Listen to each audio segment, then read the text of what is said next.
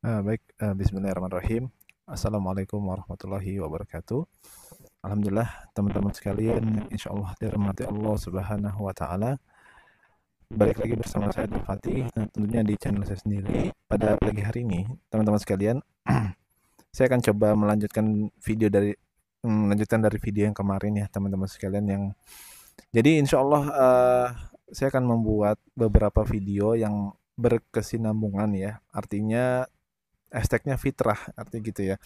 Jadi dari fitrah satu sampai sebanyak mungkin, karena mungkin ini penting saya uraikan atau saya ungkapkan karena banyak sekali statement-statement gitu ya. Atau orang-orang yang mengatakan bahwasanya Islam itu nggak sesuai dengan fitrah gitu loh. Ya, dari setiap aspek apapun katanya begitu. Nanti kan kita bahas pelan-pelan gitu ya, dari akidah, kemudian juga dari syariat dan sebagainya macamnya. Nah, melanjutkan dari video kemarin teman-teman sekalian, jadi kita itu kan kemarin saya singgung ya bahwasanya keimanan kepada Allah itu harus 100% kita yakin gitu. Nggak boleh setengah-setengah. Apalagi kita meyakini Tuhan Allah itu melalui proses yang sangat tidak produktif. Misalnya kita meyakini Allah karena apa? Misalnya, kan banyak ya, kita mungkin melihat sekitar orang tuh yakinin Allah atau beragama Islam itu karena faktornya adalah ya ibu gue Islam, bapak gue Islam gitu loh. Juga kemudian itu yang pertama. Yang kedua adalah mungkin karena hanya klaim aja. Ya udah sih lah Islam aja gitu dan sebagainya macamnya. Mereka ini ya orang-orang yang apatis gitu, yang orang yang nggak mau berpikir misalnya seperti itu. Padahal dia Muslim gitu ya. Dan yang ketiga yang lebih parah adalah hanya berdasarkan klaim gitu ya. Ya bodo amat deh, yang penting Islam gitu. Nah, itu jawaban-jawaban demikian teman-teman sekalian itu yang tidak diperkenankan gitu. Karena itu sudah dicontohkan di zaman-zaman dulu, orang-orang dulu kita gitu loh. Di zaman misalnya Nabi Ibrahim. Nabi Ibrahim pun sama, umatnya pada saat itu juga ditanya sama Nabi Ibrahim, kenapa kamu beriman sama berhala ini? Padahal kan dia nggak bisa ngasih makan kamu. Kata mereka apa? Kami hanya mengimani apa yang nenek moyang kami imani gitu loh, dan sebagainya macamnya. Sama kemudian misalnya zaman Rasulullah juga sama demikian, mereka juga mengimani berhala-berhala itu, Lata Uzza dan sebagainya macamnya, itu berlandaskan dengan kesukuan, karena mereka suku Quraisy ya kan gitu, suku-suku yang paling tinggi di sana misalnya, mereka mengimani itu karena dengan alasan, ya dengan berbagai alasan lah. Nah maka itu keimanan-keimanan begitu biasanya itu yang uh, nggak produktif gitu loh. Makanya Allah melarang kita beriman sama Allah itu melalui proses-proses yang tidak berpikir misalnya. Nah, maka seperti itu.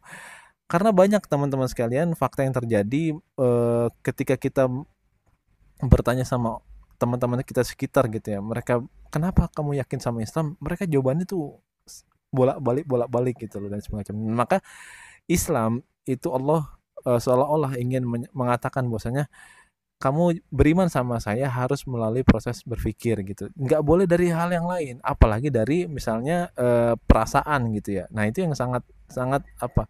Sangat-sangat tidak diperkenankan gitu ya. Nah salah satu teman-teman sekalian yang bikin saya tercengang ya, ketika saya belajar Islam itu ada seorang kisah ya teman-teman sekalian, dari seorang Arab Baduy ya. Ini Arab Baduy ini by the way dia orang-orang yang terbelakang, orang awam ya, orang yang kudet, yang telat informasi dan sebagainya macamnya. Ini orang kampung lah, deso gitu ya. Tapi ditanya sama ketika ditanya kepada para Arab Baduy ini, orang Baduy ini ditanya, bagaimana engkau mengenal Robmu? Nah, kenapa kamu beriman sama Allah? Intinya seperti itu. Kata orang Arab Baduy ini gampang. Saya beriman sama Allah itu karena bukan bukan.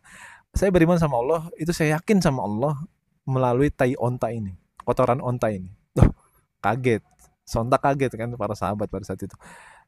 Kenapa kamu bisa yakinin Allah karena tai onta ini? Kata kata orang kata para kata Arab Baduy pada saat itu mengatakan misalnya gini.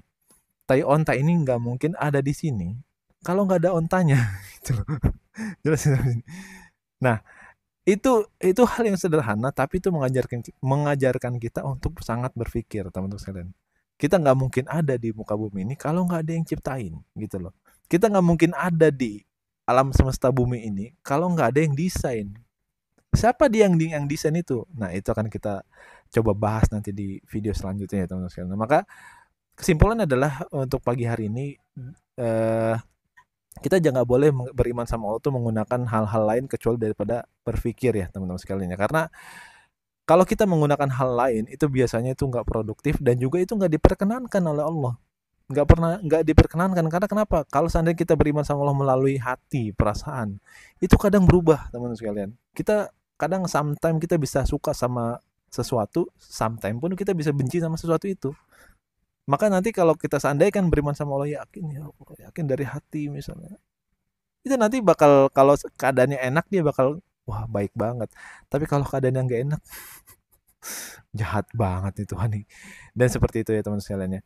Jadi itu teman-teman sekalian nanti nanti kan kita coba lanjutkan videonya bagaimana apa bukti-bukti Tuhan itu apa bukti-bukti Allah sebagai Tuhan gitu ya. Insyaallah di video selanjutnya itu. Barakallahu fikum. Wassalamualaikum warahmatullahi wabarakatuh.